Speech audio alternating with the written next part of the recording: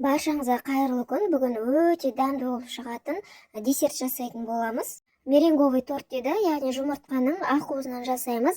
Міндетті түрде жасап көріңіздер, өте дәмді болып шығады. Видеоны соңына дейін көріңіздер.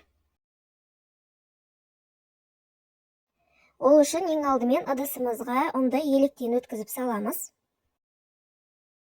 Оның үстіне бір шай қасық қопсытқыш салып, жақсылап араластырамыз.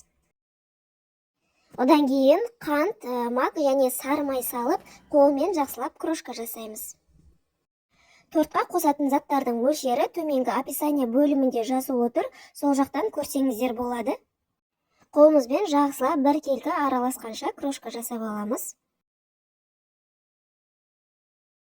Енді бөлек ыдысқа жұмыртқаларымызды жарып, сарысы мен ақуызын бөліп алатын боламыз. Крошканың үстіне жұмыртқаның сарысын салып, қолмен жақсылап қамыр илейміз. Мендегі жұмыртқа қолдың жұмыртқасы болған соң, осындай түсі сап-сары, өте әдемі болып шықты. Қамырды ортасынан теңге екі бөлікке бөліп аламыз. Пергамент қағазына мен 24 диаметрдегі форманы ручкамен сызып алдым. Енді соның үстіне қамырды жаятын боламыз. Сызылған шеңберден сәл асырып жаямыз.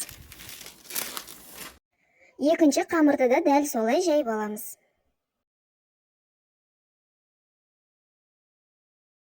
Енді меренгасын дайындайтын боламыз. Бөлек ыдысқа ақуызды және үстіне қант салып, миксермен жақсылап әппақ болып көпіргенше миксерлейміз. Міне біздің ақуызымыз осылай 2 есе 3 есе үлкейіп, әппақ болып көпіру керек. Екі қамырдың үстіне ақуызды теңге екіге бөліп, біркелкі етіп жағып шығамыз.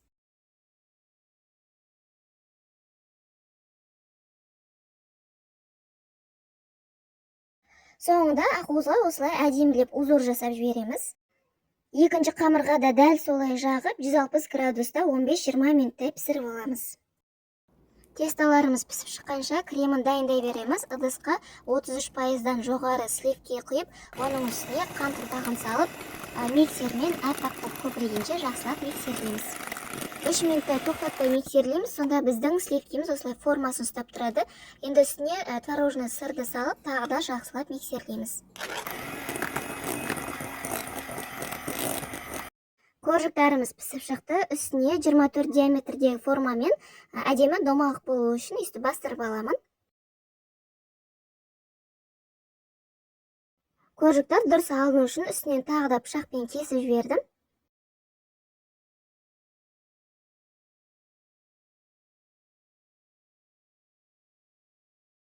Коржықты ыдысымызға салып, үстіне кремді біркелкі етіп жағып шығамыз.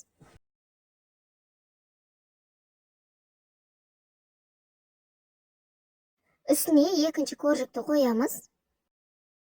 Қалған креммен торттың бетін осылай кондитерлік мешокпен сәндеп шықтым. Сіздер қалауларыңызша сәндесеңіздер болады.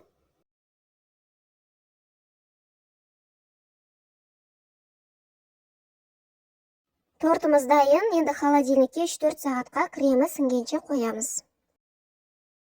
Міндетті түрде жасап көріңіздер. Дәмі өте керемет, дәмді болып шығады екен. Өзіме қатты ұнады. Видеом сіздерге пайдалы болса, ұнаса, лайк басып, пікір қалдыра кетіңіздер, және де арнама тіркелуді ұмытпаңыздар. Назарларыңызға рахмет.